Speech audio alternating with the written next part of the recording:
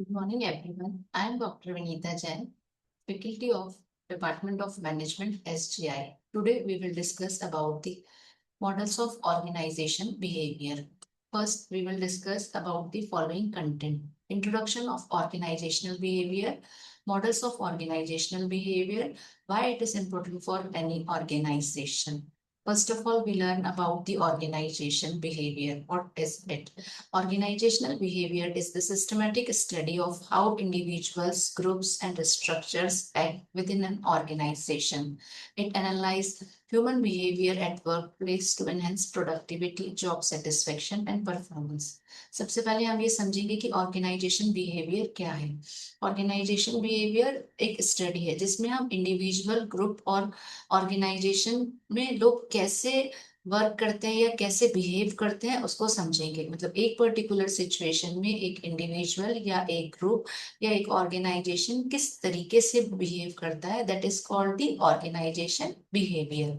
ये बेसिकली किसका एनालिसिस करता है? ह्यूमन बिहेवियर का। नेक्स्ट है ऑर्गेनाइजेशन बिहेवियर मॉडल्स। मॉडल्स चार टाइप के होते हैं। फर्स्ट है autocratic, then custodial, supportive model, collegial model.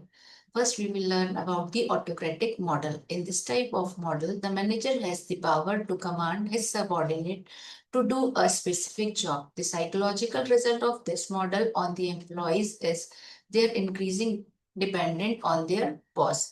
सबसे पहले हम समझेंगे ऑटोक्रेटिक मॉडल। ये एक ऐसा मॉडल है जिसमें बॉस आपको ऑर्डर देता है और आपको उसके अकॉर्डिंग वर्क करना होता है। इसमें वन वे कम्युनिकेशन होता है, बॉस ने जो बोल दिया आपको वो करना है। इसके कुछ फीचर्स हैं वो मैं आपको बताती हूँ। Only management can decide right और रॉन्ग। जो सीनियर अथॉरिटी है वही डिसाइड करेगी कि सही और गलत क्या है। Employ are dependent on the boss. आपको कोई भी डिसीजन लेना है तो ये अथॉरिटी आपके पास नहीं है, आपको इसके लिए बॉस पे डिपेंड रहना पड़ेगा। सेंट्रलाइज डिसीजन मेकिंग, जितने भी डिसीजन है वो सेंट्रलाइज्ड होंगे, डिसेंट्रलाइजेशन इस मॉडल में नहीं होता है।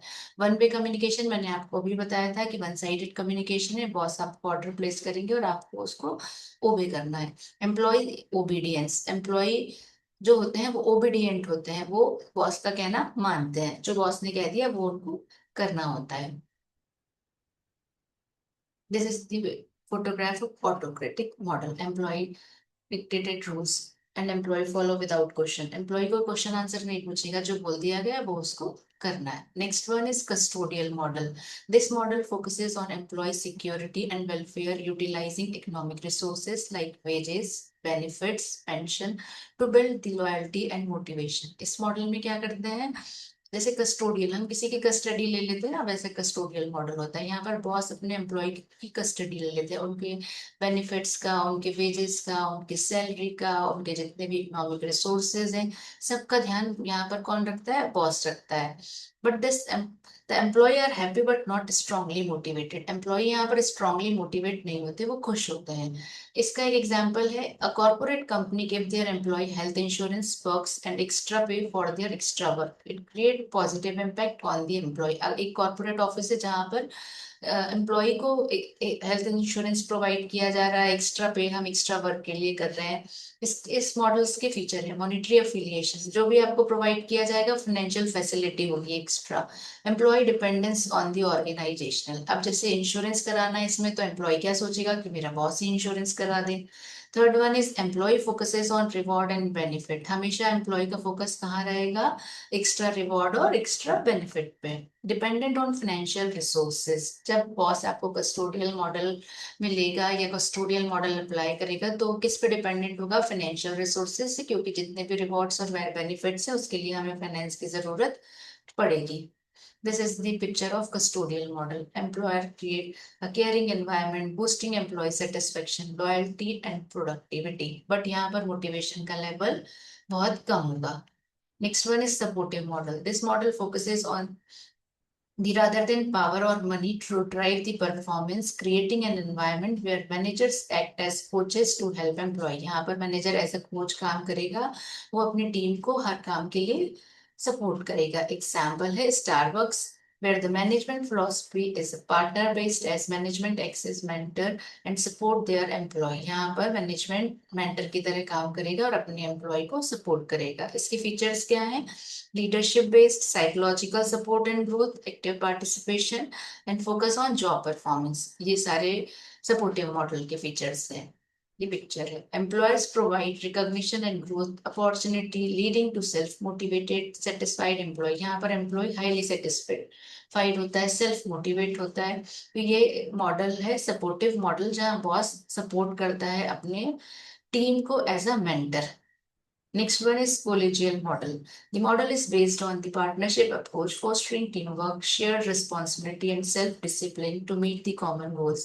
It is a team concept. Example, developers, managers design work as a partner to deliver a project। देखिए इसमें क्या करते हैं, कॉलेजियल मॉडल में बॉस एज अ कलीग काम करता है आपके साथ। जो आप काम कर रहे हैं बॉस उसमें आपकी मदद करेगा, आपके साथ रह के उसको गाइड करेगा। इसके फीचर्स हैं टीम वर्क एंड कोलेबोरेशन। यहाँ पर सब टीम वर्क के जैसा काम करते हैं। फिर employ feel responsibility and satisfied. Employ हमेशा रिस्पॉन्सिबल और सेटिस्फाइड फील करते हैं। नेक्स्ट वन है बेस्ड ऑन एम्प्लॉयज कोऑपरेशन। ये किस पे बेस्ड होता है? मेनली एम्प्लॉय के कोऑपरेशन पे। फिर पार्टिसिपेटिव मैनेजमेंट, यहाँ पर स्टाफ और बॉस दोनों मिलके काम करते हैं। तो ये किस मेथड को फॉलो करते हैं? पार्टिसिपेटिव मैनेजमेंट को।